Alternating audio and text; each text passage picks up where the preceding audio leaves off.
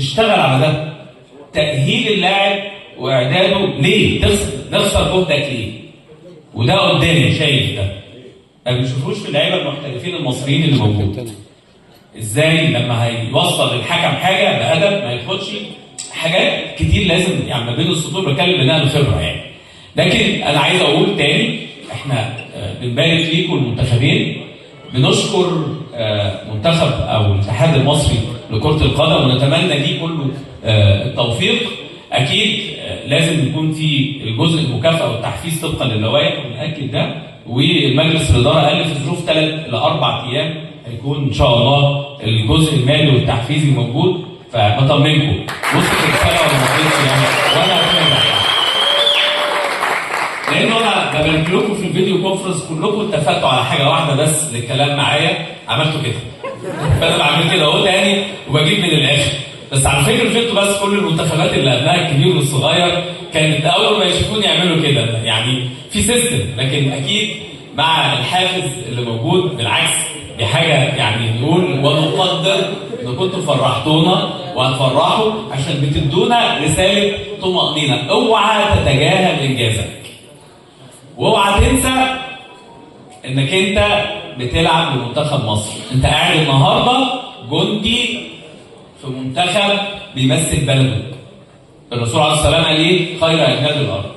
خير اجناد الارض اللي هو طبعا موجود. خير اجناد الارض ده موضوع كبير، ده شباب وشعب وجيش.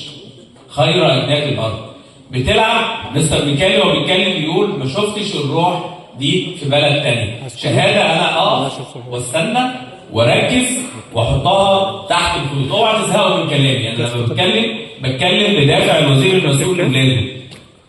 اوعوا تزهقوا من الكلام ده، الكلام ده مهم جدا جدا. لان منتخب مصر، بص انا بركز تاني اهو. وظيفتي ايه؟ وظيفتي انا ايه؟ ان احافظ على المنتج بتاعنا. المنتج بتاع كلنا موجودين، وزاره، وزير، اتحادات، عشان اللاعب والمنتخب. دي وظيفتنا. المنتج النهائي هو اللاعب. المنتج بتاعنا شكلك، ادائك، موضوعك، كلنا نتحاسب. انا بتكلم في المطلق، بتكلم في كده رسالتي ليكم.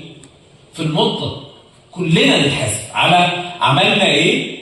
وما هو يعني كابتن هاني جاي والمجلس بتاعه قال انا اتغلبت مشيت. انا كده بصراحه في الاعلام، وبالتالي انجز، اقعد، اشتغل. طب ما انت كمنتخب لو ما كنتش تأهلت هترجع تاني وما بقتش منتخب، مع ان احنا بنخطط لفوق. فانت اللي بتحاسب على وجودك. انا بتكلم رسالتي للاعبين. طب هل رسالتي للاعبين بس؟ ما هو الاجهزه الفنيه اذا ما ادتش وطلعت كل الجهاز الفني ما هو ما اداش. رسالتي الثانيه من الوزاره والوزير، كل الاجهزه الفنيه والاداريه ما انت ما ادتش. واحنا قاعدين نخاطب الدوله. يعني ايه وزاره الشباب والرياضه؟ خط الدوله في اداره الرياضه. الكلام مش انفعالي، انا بتكلم للرساله للاعلام ورساله ليكم. واحنا قاعدين نعمل لوائح كتيره جدا الفتره دي. ليه؟ عشان نعمل حوكمه للفتره اللي جايه. من بعد باريس قعدنا كده بنعيد الصياغات. بنعيد الصياغات كلها بسيستم يكون موجود. احنا النهارده فرحانين وبتتكلم الكلام ده. احنا جايين نكرم، بس في رساله. احنا جايين بنكرم منتخب مصر اللي فرحنا. انا بديكم الرساله الايجابيه وبرجع تاني اتكلم في جزء. انتوا فرحتونا، فرحتوا الشعب.